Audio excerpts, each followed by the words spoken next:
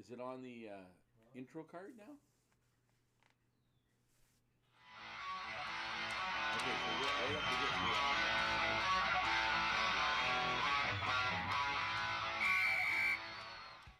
this. It's Offside with Hawes and McGuire. We're getting better. Hey, welcome to Offside with Hawes and McGuire. I'm Hawes. I'm McGuire. Hey. Cheers, brother. So today we've got a full show. We got a lot of stuff to talk about. First thing we're going to talk about is the Toronto situation. What did you say was going to happen in Toronto? What did I say? I said a lot of things. I'm pretty sure I said he was going. I know. And I think, you know what? And here's the thing. The fact that they announced it so quickly and they didn't wait, and they don't have anyone else in the queue, they have nobody else to announce, is just fucking testimony to how self-centered and fucking arrogant Toronto is. They should have just fucking done nothing and let the other teams have the fucking glory of the NHL finals and the playoffs instead of making everything about fucking Toronto. Well, no, they got to operate on their own mandate. They don't care. They're gonna do right. It. They don't care. Yeah, they don't care. They care about nobody. Well, Harold Ballard never cared, but what did he ever get? Yeah. That's probably not a good comparison from a Toronto point of view. But it is an interesting point you bring up that way. But I don't think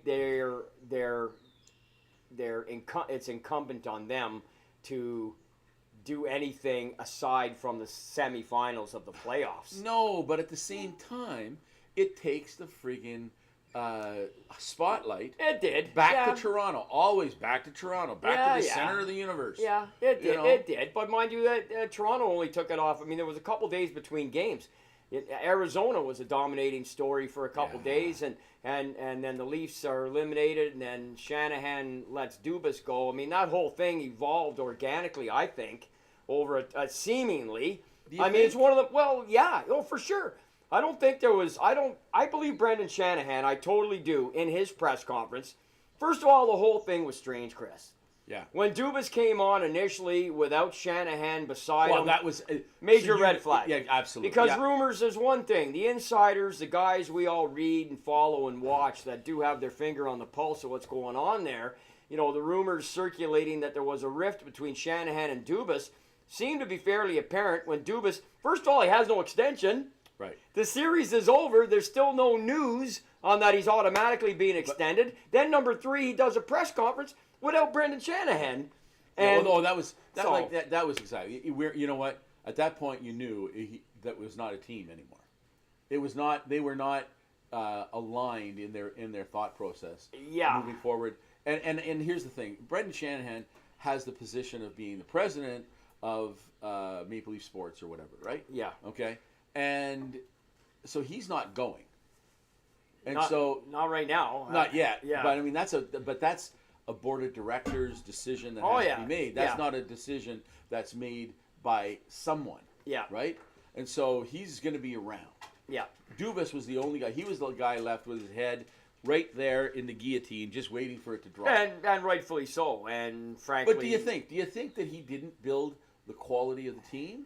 I mean, I think he put together certainly. Look, he got hamstrung by COVID, which screwed up the signing of the big signings, like the money he gave to Matthews and Marner. Johnny T was a free agent signing that everybody just thought again was going to pave their way to deep run in the Stanley Cup playoffs. Nylander was sitting out. It was 48 hours away from the fact he wasn't going to be able to play. You get him signed. You bring him in. You got the quartet. You got the guys. You got Morgan Riley. Looks like you're set possibly in net at the time, because it's been a revolving position there.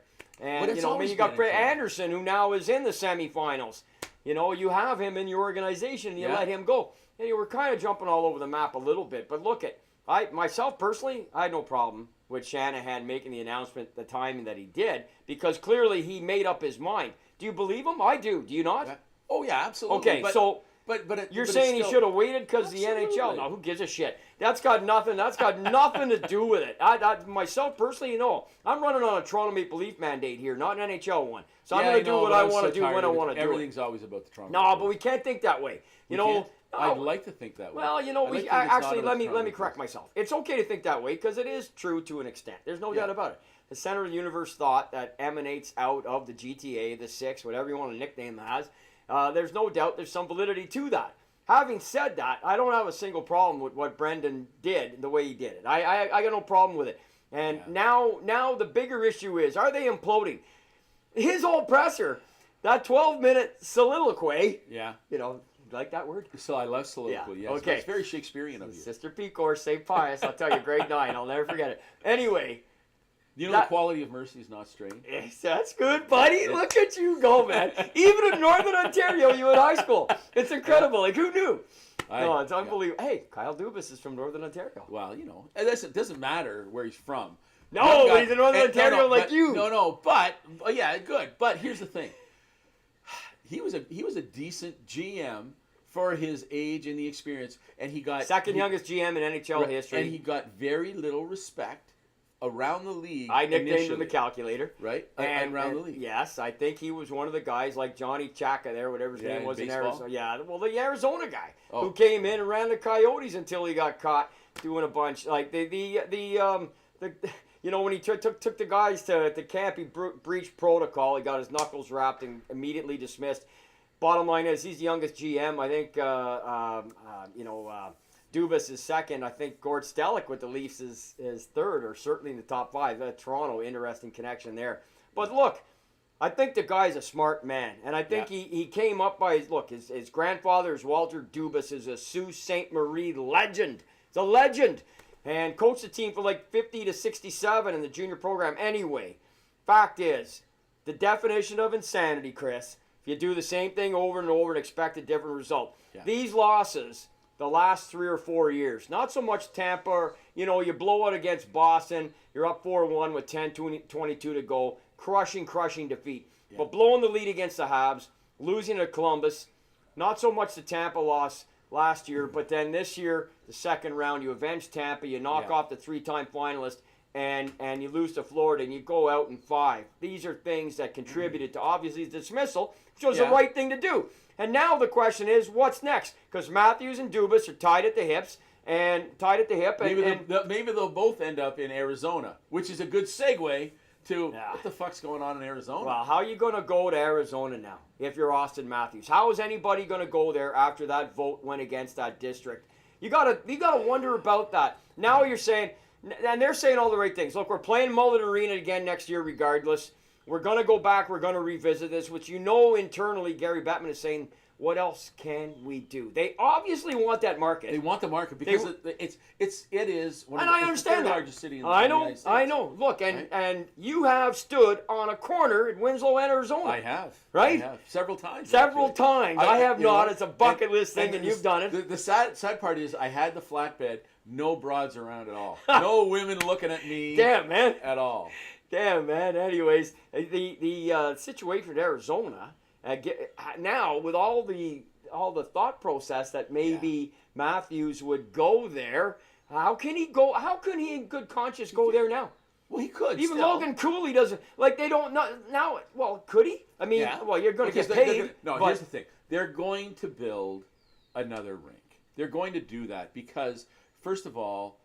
And again, this goes back to the fact that hockey is such a, tertiary, whatever.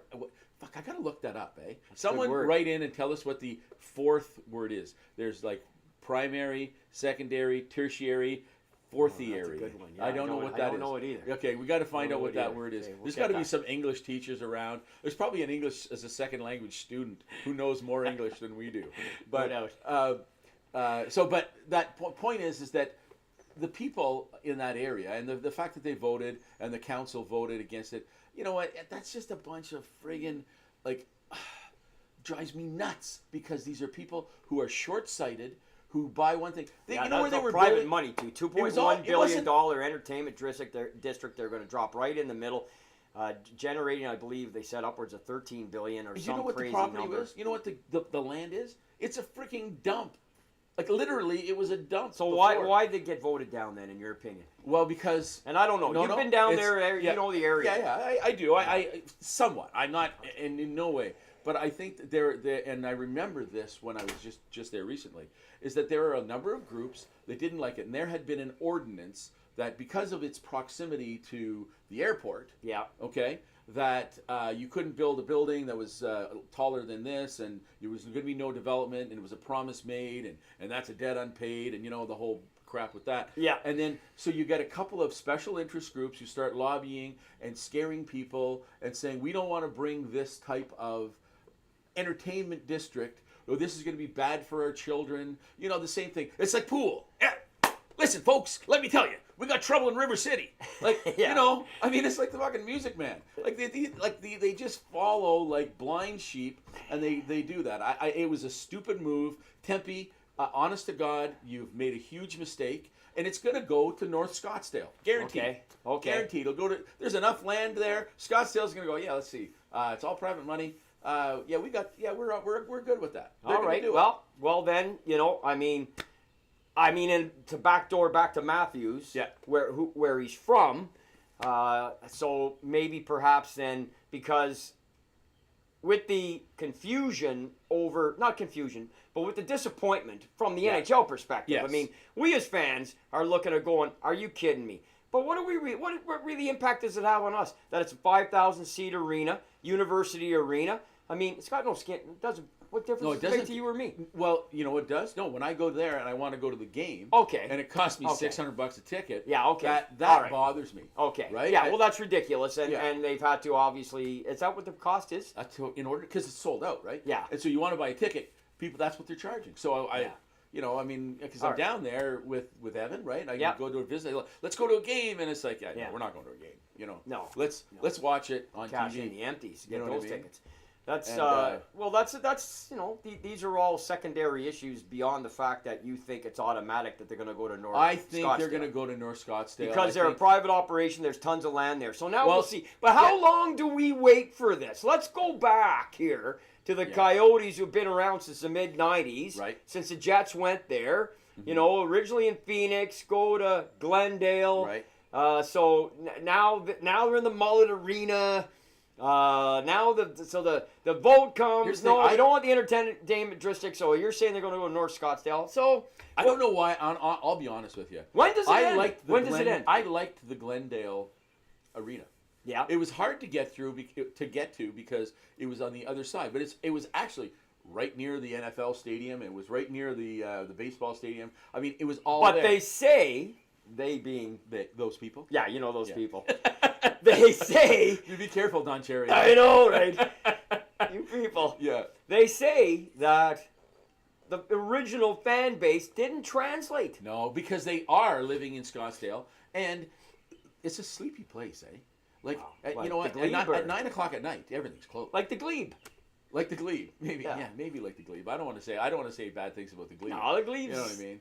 The Glebe. Yeah, no. They have money, and they go to bed early. Yeah, okay, like the Glebe. Yeah. All right. But okay, moving on to other things. We're going to talk about overtime. Okay. And one quick second. I just want to say one more quick thing. Yeah. I think Dubas is going to end up in Pittsburgh. Pittsburgh. Yeah. I think he's going to end up in Pittsburgh. So okay, well, you heard it. Let's just see what happens. Okay. Well, let's just see what happens. They need a GM. That's a possibility. They've got I like the makeup of it. Let's just see what happens. Okay. I'm in. All right. I'm in. Where are we going? We're talking about the OT. Oh my God. Game. 4, almost 5. Yeah. Okay. 13 seconds shy. 13 seconds shy of OT of 4. I was kind of hoping, actually, to be honest with you, that it would go. Yeah. Well, at that point, I was wide awake. So I missed most of the game. Okay. But I caught all the OT. Yeah. Wow. So, that was another game in itself. Well, I know, right? So. And I'll be honest with you. In that first overtime period, that goal that was scored should have counted. You know what? And so I feel the same way. And I know who even knows what goalie interference is anymore. You know what? Here's the thing. They talk about. They go, oh no, and I heard them talking on the CBC panel there. Oh well, if he was facing him and pushing him into the goal, it'd be different. He was pushing him with his ass. Everybody knows that your ass is a great tool. If you're a defenseman, to box somebody out or to move them, your ass is fucking solid. It's the strongest muscle in your body. Toronto Maple Leaf defense, 1960s. You know who's got a big ass? Okay, and really hard to. So many lines there, little time. No, but Glenny. Okay. Glenn McCurdy. Globular destruction. Yeah. That's his nickname. Glenny's ass gets in the way of so much. Former VP of Hockey Canada, a dear friend of ours, whose late father was a legend here in the Manitouk area, a longtime member of the OPP. You're right. He had one of the bigger butts, and just a great skater. We all thought he was basically Mantic's version of Paul Coffey. Okay. Back in the day. That's so dependable, such a good skater. First pass could create offense, but man, he could throw that butt into you. And you weren't going anywhere. Yeah. No, that's exactly it. Globular and that's what happened on that play. Not to mention the fact that it was White that had gone through the crease. And he was long gone. He was gone. He never impacted the fact he was out of position when Ronberg shot the puck. I agree. It's baffling to me. But, I mean, it's like we've said now for the last couple of years, since goaltender interference has become just an absolute crapshoot. Even the coaches, everybody says it after. I have no idea. Nobody has any idea because there is no black and white, Chris. That's why. You can't look at it and say automatically, oh, it's this, so we know it's that. No, but here's the thing. In international hockey, it is black and white. If you're in the blue paint in international hockey... One thing I will say, as much as I hate international hockey for a lot of things, is that they are much more judicial in that sense. In that sense. It's clear, it's succinct, and it's, you know what I mean? I again, that's not the greatest thing in the world either, but, we go from there. Now... Certainly wasn't in Game 8 and 72 of the Summit Series, but that's another story. The stud who put that puck in the net. Who, Ronberg? Oh, the final goal. Oh. Tkachuk. Yeah. You know, he is a stud. And they were talking about, he hadn't made an... He's involved in every play. And I know sometimes you don't see him. And he plays like that. He's loving this. He's thriving on it. How's Will Brady when Ottawa gets to the postseason? Yeah. He will as well. Go ahead. I interrupted you. No, I just think that the guy is he's a racehorse, man. Yeah, he is a guy. And they've got two of them. They got Montour, who is also... But Tkachuk, even when you don't notice him, he's involved in everything. He's making that pass. He's making that hit. And, it's one of those things that he may not be front and center all the time, drawing all those things. Even like, they got Montour from Buffalo for a third-round pick. How's that going? Yeah. But who knows? He was decent, but he was drafted by Anaheim. So it wasn't like Buffalo was the first team to give up on him.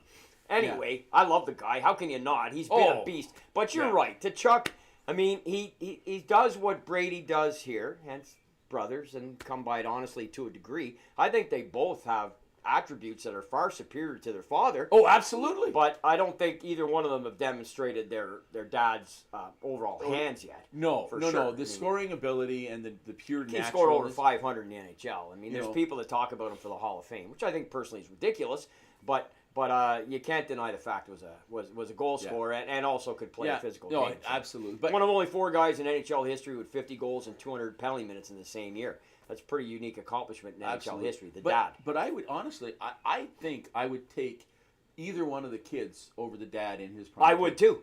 Yeah, I would too. I totally agree with you. Now, mind you, the dad didn't have a lot of playoff success. But also the teams he was playing with. Yeah, too, look, right? You say that about Marcel Dion, right? So, does that make him a bad hockey player? No, it doesn't. No. So, you've got to be respective of players who still maybe didn't have success but still had fantastic careers. Back to what you were saying, Matthew scores the goal, 13 seconds to go in the 4th OT, becomes the 6th longest OT in history. Yeah. The top 12 games in OT history, top longest games in OT history. The teams are 10-2. So it's a significant win. And as soon as the goal was scored, the first thing that came to my mind, for me, and the guy just died a couple weeks ago, was Peter Klima. Okay. When he scored for Edmonton against Boston in triple OT in 1990, after, in his case, he sat on the bench most of the night. That's right. Sather, Muckler, Green combo, throw him out there, and he scores in Game 1 against your Bruins. And it just seemed to dictate the series. I'm going to be very interested to see tonight what type of pushback Carolina has because...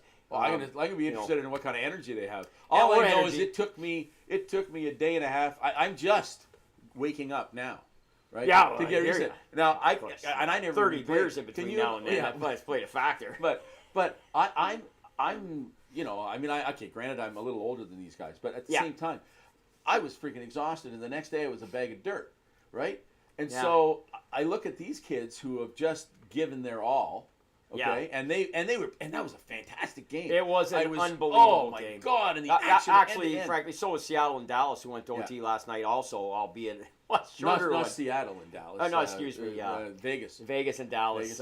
Just an unbelievable game as well. I watched that whole game, and it just, I mean, we're being treated, which I think probably a lot of people aren't. They're probably not watching because all the Canadian teams are out, and their teams are out. Yeah. And you know, and for Dallas, like Jamie Benn to tie it up with the goalie out, so it had all the drama. It had all the drama, and they're a hell of a squad, and obviously Vegas is a hell of a squad. And so who are you? I was going to say cheering for. Who are you picking in that series? Well, I'm hoping for Dallas, but I think Vegas will win. Yeah. But I'm hoping for Dallas. And see, I'm hoping for Vegas. Okay. Okay. And honestly, the only reason is that I really like Vegas. Yeah. I like the town. You mean you like the town? I love the town. Yeah. And having gone to games there, I got to tell you, it's electric. Yeah. It is the most exciting place I've ever seen a game. And I joke about, I've told you this before, they don't know fuck all about hockey in the rink. Like Evan and I were sitting there, it was the Knights and the Habs in the playoffs like 2 years ago. Right? 2 years ago. Okay. Montreal. And we're there, and we're like the only Montreal fans in the place, right? But we're sitting there, and there's people behind us, and there's one guy explaining to another guy why they just blew the whistle. Like it was an offside. Okay. And he doesn't even know what an offside is. Yeah. He's trying to explain an offside. And he doesn't know. I don't really know what it is. And I turned to him and I go, you know what? I got it right. This is a sketch. This is an SNL sketch of the guy who doesn't know anything explaining to the guy who doesn't know anything. Love it. Anyhow, that's we're gonna be watching this game now. All right. This is the big game. Yeah. This is going to be the one that will, if I say this, if the Panthers win this game, they absolutely win the series. I think so too. Right? I think so too. Especially they're riding the momentum, obviously, of a lengthy OT. Yeah. And they're on the road. They're winning. They're going to go back home. They've knocked off the Bruins. They've knocked off the Leafs. Underdog in this series as well. You think they're the underdog in this series? I think they are the underdog even in this series. Well, they were the underdog at the start of the series, according to 19,000 gaming sites. Wow, fuck. I mean, I don't know. Just every one of them had Carolina favored, but I mean, I haven't seen any odds yet for tonight, but I'm sure we will. Don't worry. If we're watching CBC's feed, brought to you by you can't turn your phone on. You can't do anything right now without somebody gaming. But hey, it is what it is. But look, we'll see what happens. And I agree with you. I think if the Panthers you get her done tonight, it'd be very, very difficult for Carolina to come back on them because this team is just brimming. You know what I loved? Just to finish up the post game. And the next day, when the Florida Panthers are saying, we were joking on the bench, we didn't even know what period it was. That's that. We didn't even know. We're going, hey, who's got, we're going to the room and looking for anything they can eat and drink.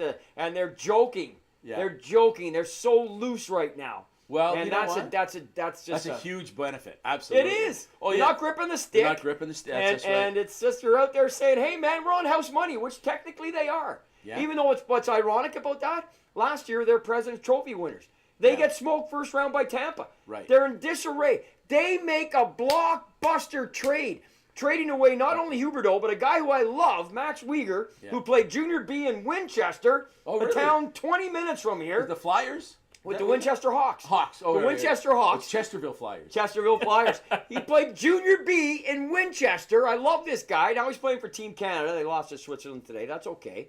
Anyways, regardless, they make a blockbuster deal. Hello, Toronto. Yeah. Hello, Toronto, Chris. This is the thing.